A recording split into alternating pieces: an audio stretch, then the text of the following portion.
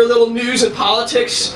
This man puts it together for you. You might know him from the Daily Slog. Please put your hands together, all the way from Rehovot, Mr. Pinchas Levinson, kicking off the evening for you.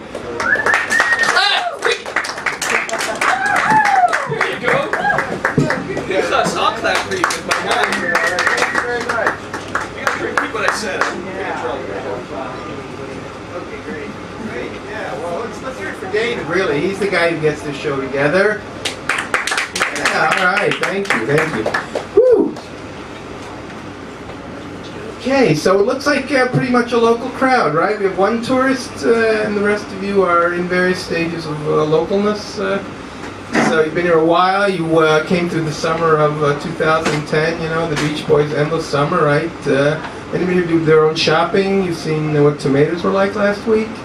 You know, like you go to Rami Levy, you buy a plasma TV at a 42-inch, and you get your tomatoes for 10 shekel a kilo. You know, at the Technion, right, they developed, they cloned tomatoes from their ketchup, you know. I mean, it's been pretty sad out there. It's been pretty hot. This week, anybody go to the Rabin memorial ceremony? Anybody here know who Yitzhak Rabin was?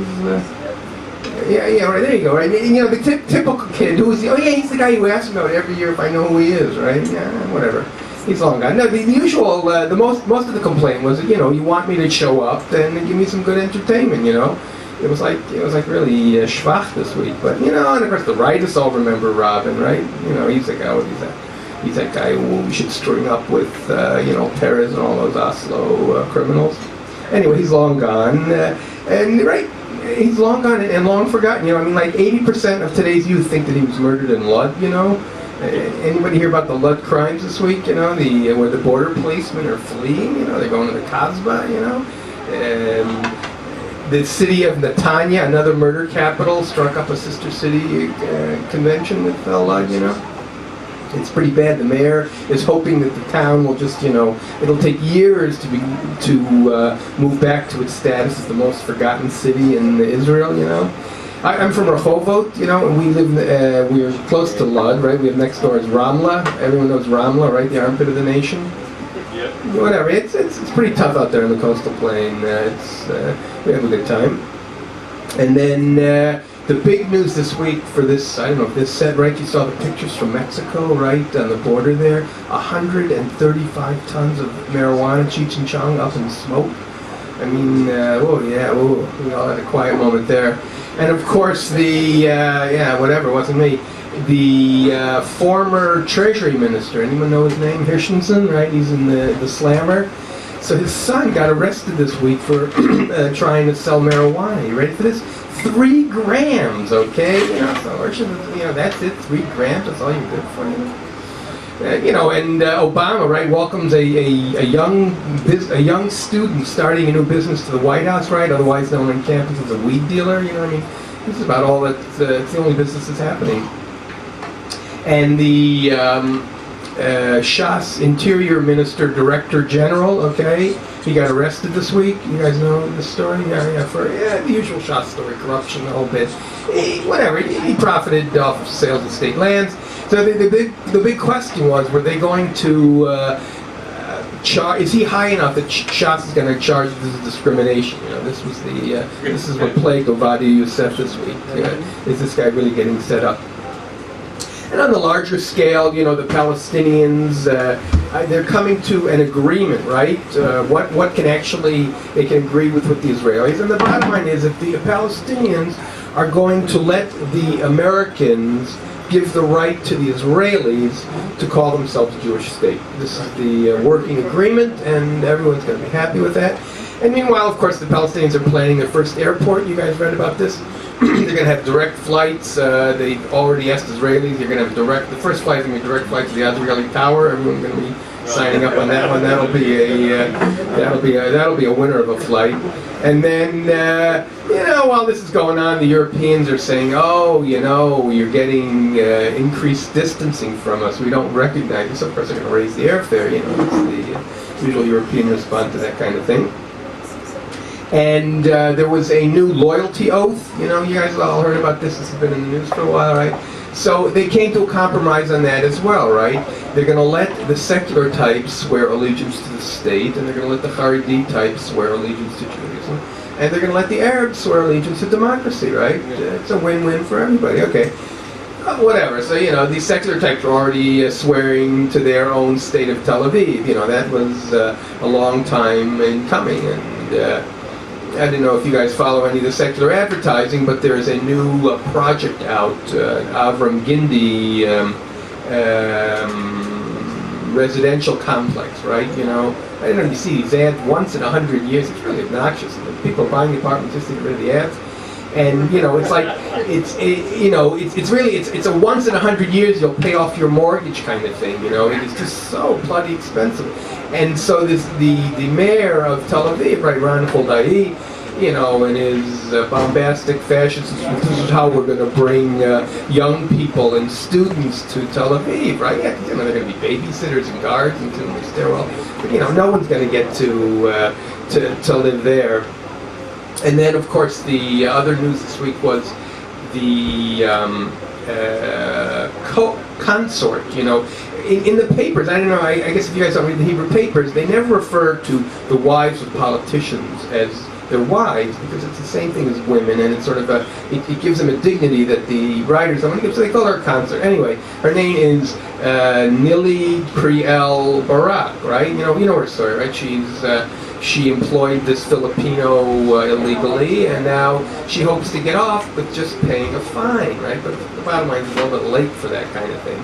So the latest tack was that, well, she meant to pay the fine, but she didn't know where the checkbook was, right? Because only the Filipino had access to the checkbook. Okay, sounds good. Let's see if that flies. And then, of course, Aliza Olmert, right? The wife of Ehud Olmert, gets in on the edge. She says, well, look, can I just also pay a fine and let my husband off, And she writes to the chief prosecutor. Now, it's not going to fly, but... And this week Agin introduced a new bus here in Jerusalem. I don't know if you guys saw this. I mean, it's like 19 meters long, and it can carry 140 people. Okay, you guys ready for this? So, of course, what's the first reaction on the part of the Palestinians? Ahmed Tibi gets up there and says, this is discrimination. I mean, how much material can one suicide bomber carry? That's much more than we can handle. It's not going to work. And then, of course, this week we also there was an art exhibit of a life-size doll of Ariel Sharon. I don't know if you guys saw it. I mean, it was really lifelike, Okay, anybody here know who Ariel Sharon is, right? The state vegetable of Israel, I mean, a guy who is a cash cow. He brings in 40,000 shekel a month for his kids, and he just sort of hangs. Anyway, so this doll was like so lifelike that the people wanted there to be attending doctors. So that's part of the next the phase 2 of the exhibit. Doris gets her oats. And then, of course, in Kadima they saw this and they said, what, we're going to make this the chairman of the party, because certainly not going to do much less than Tzipi Livni, and at least people remember who Ariel Sharon is. And then we had this week, the other big news was in Gaza, they have a zoo, right? And this chimpanzee, this is a true story, really. A chimpanzee escaped from the zoo, and he climbed into a window in a classroom in Al-Quds University, okay, So, of course, the zookeepers were very concerned about this, with all this explosible material and all these explosible engineering students, but all worked out well, and the monkey found his way safely back to the zoo.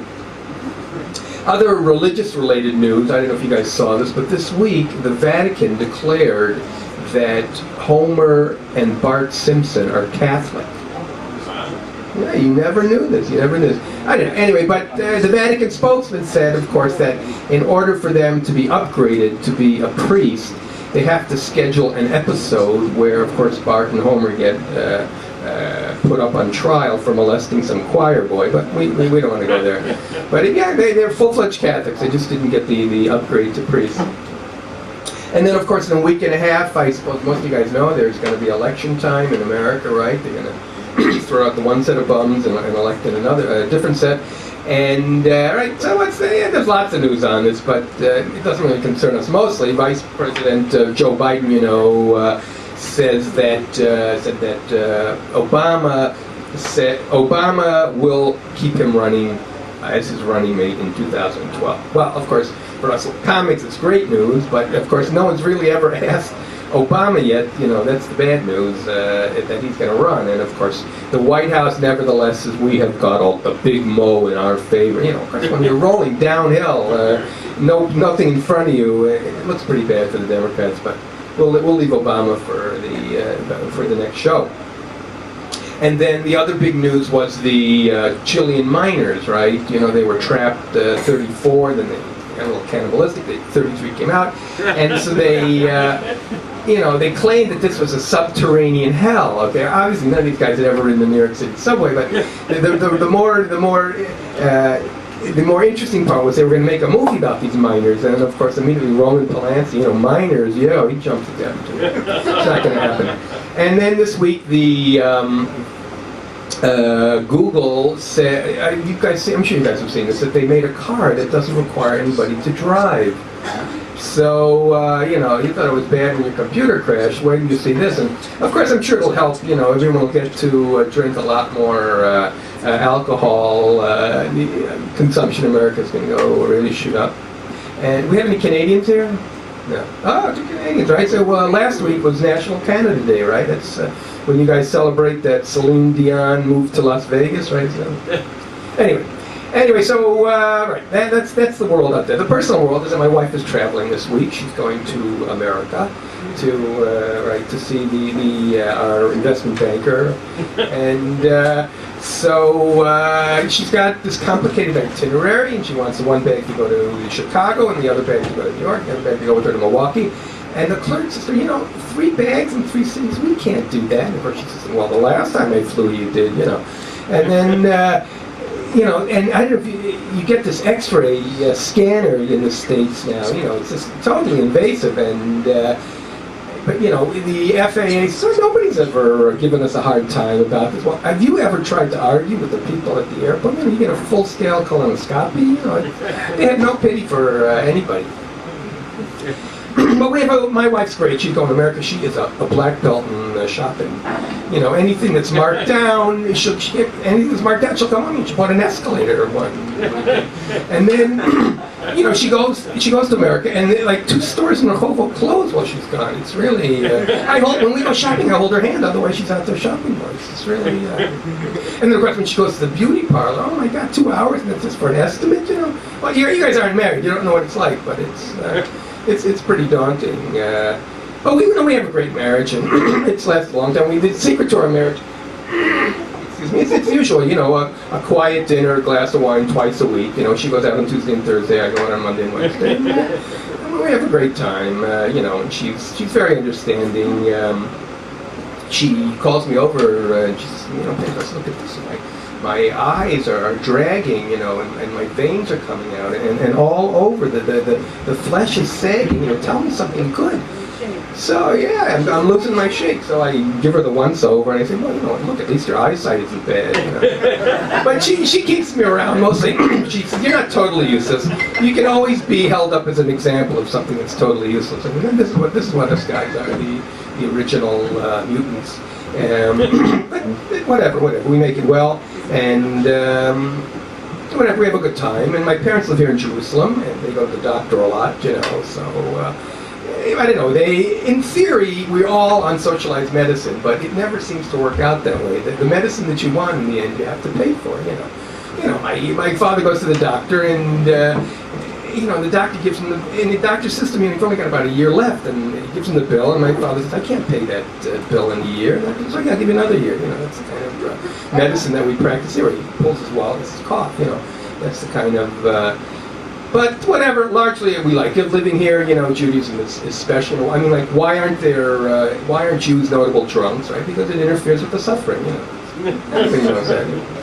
And whatever, lots of stories about Judaism, but I'll leave it at that. Thank you very much. You've been a lovely audience.